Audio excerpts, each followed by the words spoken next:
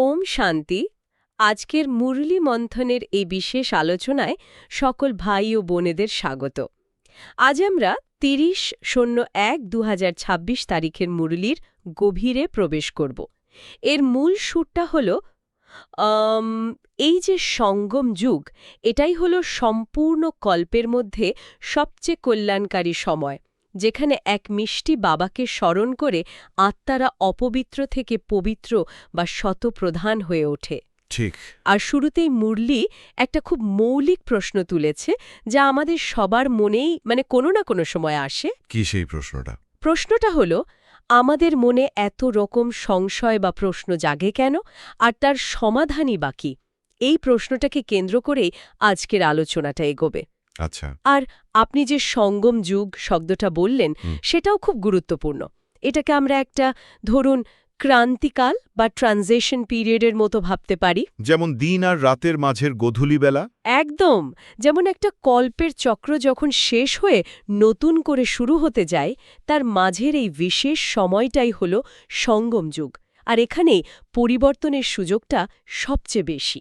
আচ্ছা, তাহলে এই ক্রান্তিকালের জ্ঞানটা একটু খুলে দেখা যাক। মুরলীতে প্রথমেই একটা খুব সুন্দর অনুভূতির কথা বলা হয়েছে। বাবা তার আত্মিক বাচ্চাদের সঙ্গে কথা বলছেন, আর মধুবনে সামনাসামনি বসেই জ্ঞান শোনার যে আনন্দ, তার সাথে দূর থেকে পড়ার একটা পার্থক্যের কথাও বলা হয়েছে। মনে হচ্ছে যেন ওখানে একটা জীবন্ত শক্তির আদান প্রদান হয়। একদম। কারণ এই জ্ঞানটা কোনো সাধারণ জ্ঞান নয়, এটা হলো আত্মার নিজের পরিচয়। মুরলীর মূল ভিত্তিটাই হলো আমরা, অর্থাৎ আত্মারা আসলে এই পৃথিবীর নিবাসী নই। আমাদের আসল বাড়ি তাহলে কোথায়? আমাদের আসল বাড়ি হলো নিরাকার দুনিয়া বা শান্তিধাম। এই পৃথিবীটা তো একটা বিশাল মঞ্চ, আর আমরা সবাই অভিনেতা, নিজেদের পার্ট প্লে করতে এসছি।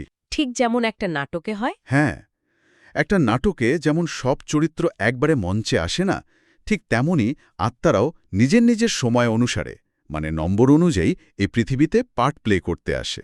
আমার একটা বিষয় খুব অবাক লাগছে। মুরলী বলছে যে আমরাই শুরুতে মহারাজা মহারানী ছিলাম। এই ভাবনাটা তো আমাদের এখনকার পরিচয়ের থেকে একদম আলাদা। হ্যাঁ, তা তো বটেই। গোল্ডেন এজ বা সত্যযুগে আমরাই নাকি বিশ্বের মালিক ছিলাম। তখন কোনো উজির বা পরামর্শদাতারও প্রয়োজন হতো না, কারণ সবাই শ্রীমত অর্থাৎ ঈশ্বরের নির্দেশ অনুসারে চলত। এই যে এত বড় একটা পতন, বিশ্বের মালিক থেকে সাধারণ মানুষ, এটা কিভাবে ঘটল? খুব গুরুত্বপূর্ণ প্রশ্ন। এটাই তো বিশ্বনাটকের চক্র। মুরলী বলছে এই জ্ঞানটা আমাদের বিস্মৃত স্মৃতিকে, ভুলে যাওয়া স্মৃতিকে রিফ্রেশ করার মতো। আমরা ভুলেই গিয়েছি যে আমরা কারা ছিলাম। আচ্ছা। সত্যযুগে আমরা সম্পূর্ণ পবিত্র, শতপ্রধান আত্মা ছিলাম। তখন আমাদের সিদ্ধান্ত নেওয়ার জন্য অন্যের পরামর্শেরও দরকারই হতো না, কারণ আমাদের বুদ্ধি ছিল স্বচ্ছ এবং ঈশ্বরের নির্দেশের সাথে যুক্ত। কিন্তু চক্রটা তো ঘুরতে থাকে। সত্যযুগ থেকে ত্রেতা, তারপর দাপর, আর এখন কলিযুগ। একদম। আর সময়ের সাথে সাথে আত্মার শক্তি কমতে থাকে। এটাকে কি আমরা একটা রিচার্জেবল ব্যাটারির সাথে তুলনা করতে পারি? ধরুন, সত্যযুগে আমরা 100% চার্জড থাকি। বাহ, চমৎকার তুলনা। তারপর ধীরে ধীরে বিভিন্ন যুগে জন্ম নিতে নিতে আমাদের আত্মিক শক্তি বা চার্জ কমতে থাকে, যতক্ষণ না কলিযুগের শেষে এসে আমরা প্রায় কমপ্লিটলি ড্রেইনড হয়ে যাই। একদম ঠিক তাই। আর বাবা এই সঙ্গম যুগে এসে সেই সুপার পাওয়ারফুল চার্জারের মতো কাজ করেন, যিনি আমাদের আবার 100% চার্জড হতে সাহায্য করেন। মুরলী অনুসারে পরমাত্মা ছাড়া এই জ্ঞান আর কেউ দিতে পারে না। তাই বলা হচ্ছে আমাদের বুদ্ধির তালা এখন খুলে গেছে। হ্যাঁ, আমরা বুঝতে পারছি যে এই যে নতুন দুনিয়া, এটাই একসময় পুরনো হয়ে যায়, আর পুরনো দুনিয়া শেষ হয়ে আবার নতুন দুনিয়া আসে। এই চক্রটা অনন্তকাল ধরে চলে। এই চক্রের ধারণাটা মাথায় রাখলে একটা প্রশ্ন আসছে। যদি সবকিছুই একটা চক্রে বাধা থাকে, তাহলে আমাদের মনে এত সংশয় বা প্রশ্ন জাগে কেন? আমরা এই স্বাভাবিক প্রক্রিয়াটাকে সহজভাবে নিতে পারি না কেন, বলুন তো? হ্যাঁ, বলা হয়েছে, এবং এটাই আজকের আলোচনার কেন্দ্রবিন্দু।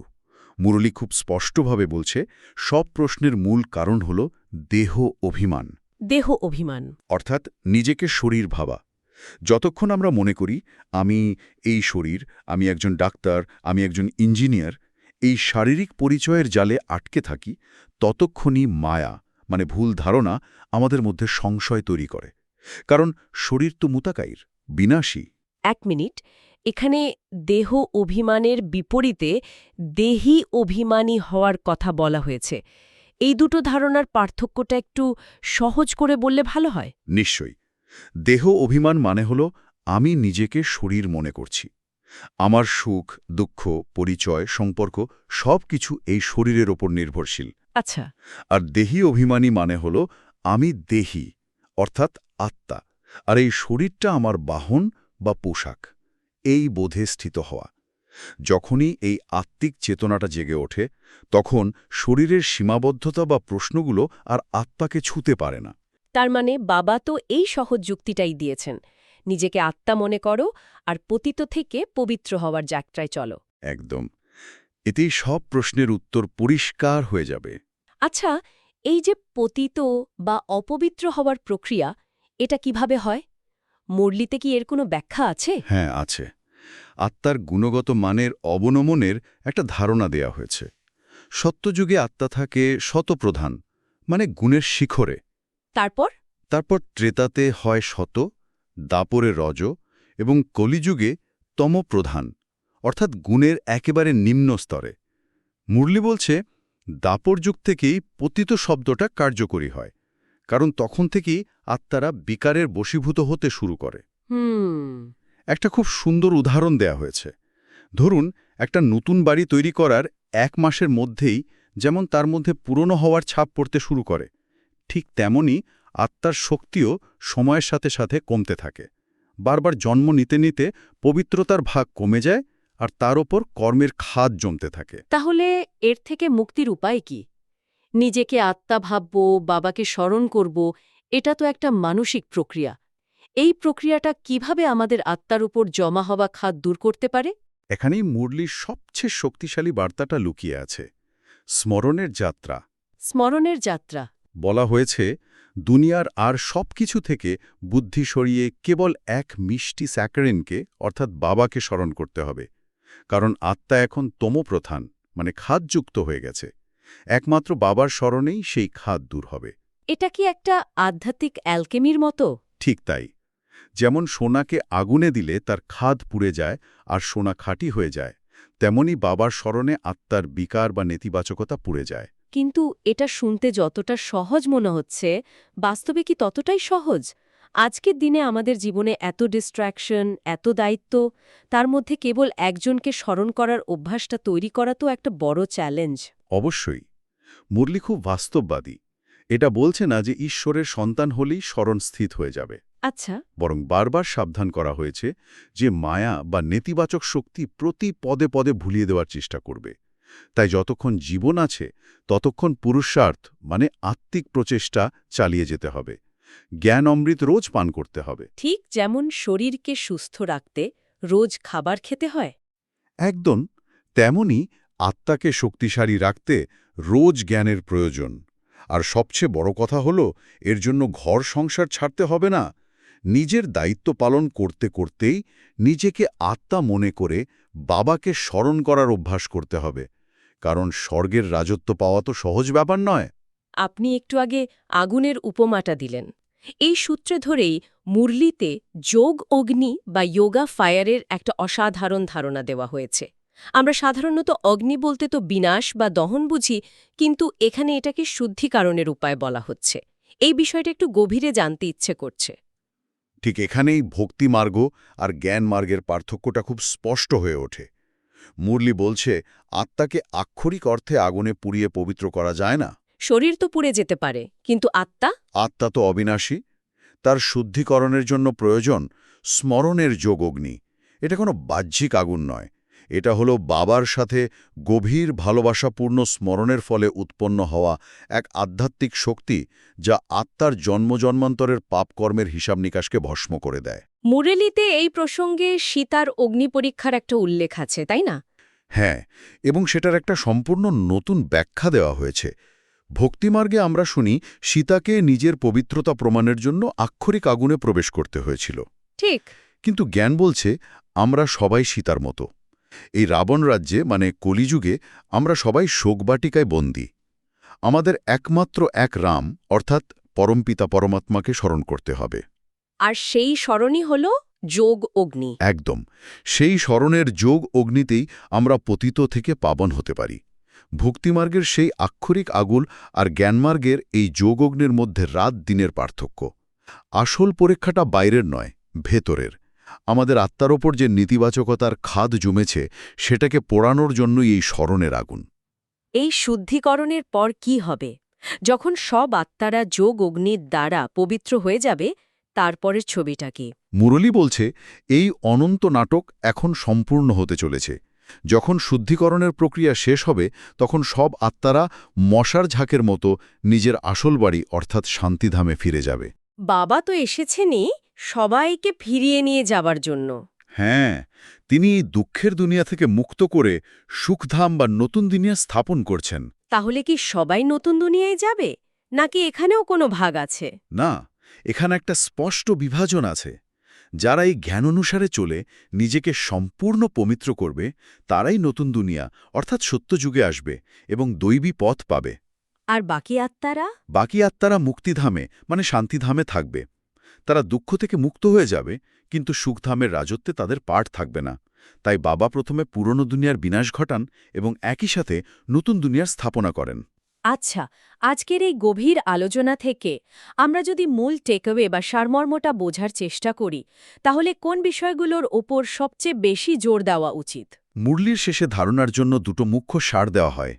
আজকের সারটা আমাদের পুরো আলোচনাটাকেই এক জায়গায় নিয়ে আসে। প্রথম পয়েন্টটা হলো, যতক্ষণ জীবিত থাকবে জ্ঞানমৃত পান করতে হবে এবং নিজের বুদ্ধিরূপী ঝুলি জ্ঞান রত্ন দিয়ে ভরতে হবে, যাতে কোনো সংশয় না আসে। একদম। আর দ্বিতীয়টা হলো সেই জ্ঞানের প্রয়োগ নিয়ে। अर्थात देही अभिमानी होने का पुरुषार्थ करना होगा, जोग अग्नि के द्वारा आत्मा को पवित्र करना होगा और निजे का असल बाड़ी शांति धाम और नया राज्य सुख धाम के स्मरण करना होगा, ताई ना? একদম। দেখুন, এই দুটো পয়েন্ট একে অপরের পরিপূরক। একটা হলো জ্ঞান আর একটা হলো তার প্রয়োগ বা যোগ। ठीक। শুধু জ্ঞান রত্ন দিয়ে ঝুলি ভরলে হবে না, সেটাকে জীবনে কাজে লাগাতে হবে। দেহি অভিমানী হয়ে মানে আমি আত্মা এই জ্ঞানটাকে শুধু মাথায় না রেখে প্রতিটা মুহূর্তে অনুভব করা। এই দুটোকে একসাথে না করলে যাত্রাটা সম্পূর্ণ হয় না। এর সাথে একটা বরদানের কথাও বলা হয়েছে, ज्ञान मनन करने के माध्यम से मगन अवस्था में থাকা जाता है। ये অবস্থাটা ঠিক কি? মগন অবস্থা হলো একটা গভীর আধ্যাত্মিক অনুভবের স্তর। যখন আমরা জ্ঞান নিয়ে শুধু পড়ি বা শুনি না, বরং সেটা নিয়ে গভীরভাবে চিন্তা বা মনন করি, তখন সেই জ্ঞানের গভীরে আমরা ডুবতে পারি। আচ্ছা। সেই অবস্থায় থাকলে আর পরিশ্রম করে যোগ লাগাতে হয় না, যোগ স্বাভাবিকভাবেই থাকে। এটা অনেকটা অনুভবের সাগরে সমাহিত হওয়ার মতো। তখন বাইরের কোনো পরিস্থিতি বা প্রশ্ন আর মনকে চঞ্চল করতে পারে না। আর দিনের স্লোগানটিও খুব শক্তিশালী, জ্ঞানস্বরূপ আত্মা হল সে যার প্রত্যেক সংকল্প প্রত্যেক সেকেন্ড সমর্থ হবে। এর মানে কি? এই যে আমাদের প্রতিটি চিন্তায় খুব শক্তিশালী এবং উদ্দেশ্যপূর্ণ হয়ে উঠবে। ঠিক তাই। সমর্থ মানে পাওয়ারফুল অ্যান্ড পারপাসফুল। যখন কেউ জ্ঞানস্বরূপ হয়ে যায় তখন তার মন থেকে কোনো অকারণ বা নেতিবাচক সংকল্প ওঠে না। তার প্রতিটি চিন্তা প্রতিটি মুহূর্ত মূল্যবান হয়ে ওঠে এবং সেটা নিজের ও অন্যের কল্যাণে ব্যবহৃত হয়। সময়ের বা শক্তির অপচয় বন্ধ হয়ে যায়। একদম। আজকের আলোচনায় একটা বিষয় বারবার উঠে এসছে, সংশয় থেকে সমাধান। মুরলিতে একটা অংশে বলা হয়েছে, যারা এই বিশ্বনাথকের চক্রের জ্ঞান বুঝতে পারে তারা অন্যদের পথ দেখানোর জন্য লাইট হাউস হয়ে ওঠে। হ্যাঁ, কারণ যার নিজের কাছে পথের দিশা স্পষ্ট সেই তো অন্যকে পথ দেখাতে পারে। এই ভাবনাটা ধরেই আজকের আলোচনার শেষে একটা চিন্তা রেখে যেতে চাই। এই তথ্যের যুগে, যেখানে সবাই কোনো না কোনো সংশয়ে দিশেহারা, সোশ্যাল মিডিয়া থেকে শুরু করে খবরের চ্যানেল সবাই আমাদের মনোযোগ আকর্ষণ করার চেষ্টা করছে, এই ইনফরমেশন ওভারলোডের যুগে নিজের এবং অন্যদের জন্য পথের দিশা দেখানো বা একটি স্পষ্ট আলোর উৎস হওয়ার প্রকৃত অর্থ কী? হয়তো এর উত্তরটাও নিজেকে দেহি অভিমানী ভাবার মধ্যেই লুকিয়ে আছে। খুব সুন্দর একটি ভাবনা। আজকের মুরলীমন্থন এখানেই শেষ হলো। ওম শান্তি।